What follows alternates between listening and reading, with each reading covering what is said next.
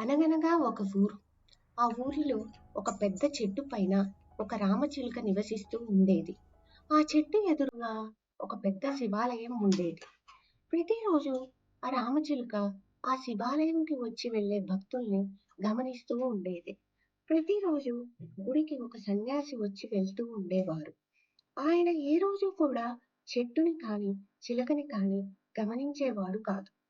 ఒకరోజు సన్యాసి దేవాలయంలోకి వెళ్ళి బయటికి వచ్చి చిలుకను జాలిగా చూశాడు.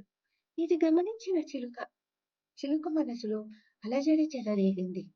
అది ఆ సన్యాసి అలా ఎందుకు చూశారో తెలుసుకోవాలని అనుకుంది. చిలుక కంగారుగా సన్యాసి దగ్గరికి చేరుకుంది.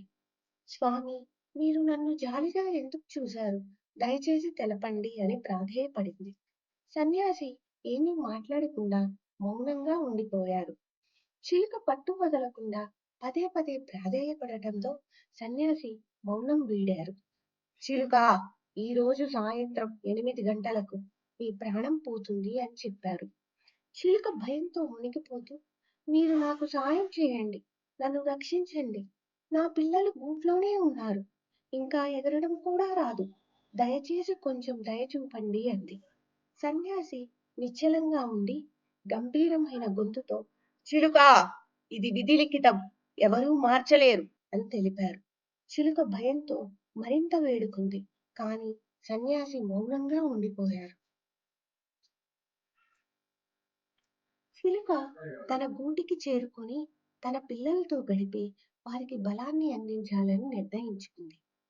చిలుక మనసుకు సమయం గడిచే కొద్దీ తీవ్రమైన భయం ఆవరించింది. దానికి మనసులో పక్షిరాజు గరుడుడు మిగిలాడు. వెంటనే చిలుక ఎంతో బాధతో గరుడుని తలచి మనసులో ప్రార్థించింది. చిలుక ఆందోళనను గమనించిన గరుడుడు అక్కడికి ప్రత్యక్షమయ్యి చిలుకను తన కోరికేమిటో తెలపమన్నాడు. ఓ పక్షిరాజా, నేను చాలా క్లిష్ట పరిస్థితులలో ఉన్నాను. ఈ రోజు సాయంత్రం 8 గంటల సమయంలో నా మృత్యువు తథ్యం అని గుడికి వచ్చే సన్యాసి తెలిపారు. మీరే నన్ను ఎలాగైనా కాపాడాలి. నా పిల్లలు చాలా చిన్నగా ఉన్నారు. వాటికి ఎగరడం కూడా రాదు. నన్ను వదిలి అవి ఉండలేవు అని కన్నీరు పెట్టుకుంది. ఇదంతా చూసిన గరుడదేవుడు ఆ చిలుక పట్ల జాలి చెందాడు. ఓ చిలుక, నీవు తక్షణం నా వీపు మీద కూర్చో. నేను నిన్ను సప్త సముద్రాల అవతల ఉన్న దీవిలో ఉంచుతాను. అక్కడికి నేను తప్ప మరెవరూ అంత త్వరగా చేరుకోలేరు. నీవు అక్కడ ఈ రాత్రి గడుపు. రేపు తెల్లవారగానే నేను నిన్ను తిరిగి తీసుకువచ్చేస్తాను అని మాట ఇచ్చాడు.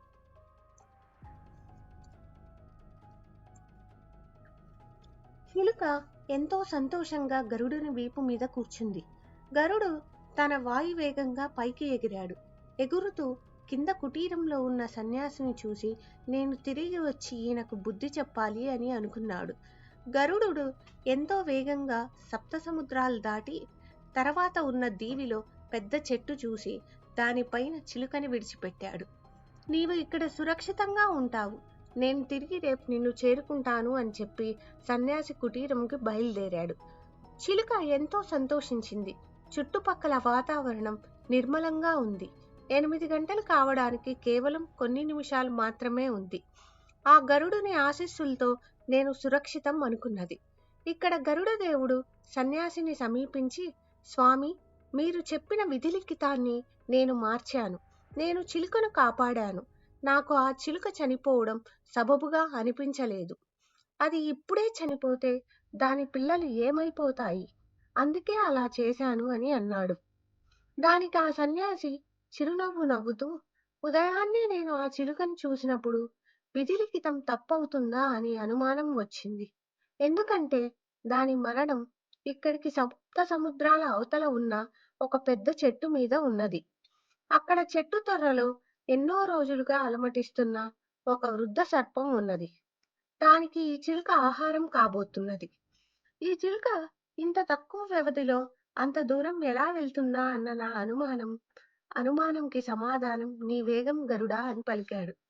మౌనంగా ఉండిపోయిన గరుడు, స్వామి, ఇది అన్యాయం కదా, ఆ చిలుక పిల్లల సంగతి ఏమిటి అని అడిగాడు.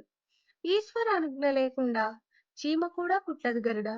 నీవే వాటి సంరక్షణ చూడాలి గనక ఈ నాటకంలో నిన్ను పాత్రధారిని చేశాడు ఆ ఈశ్వరుడు. మనందరం ఆ జగన్నాటకంలో పాత్రధారులమే అని చెప్పాడు సన్యాసి. అంతా విన్న గరుత్మంతుడు ఇదంతా ఈశ్వరేచ్ఛ అని గ్రహించి చిలుక పిల్లల పట్ల తన కర్తవ్య నిర్వహణకై కదిలాడు.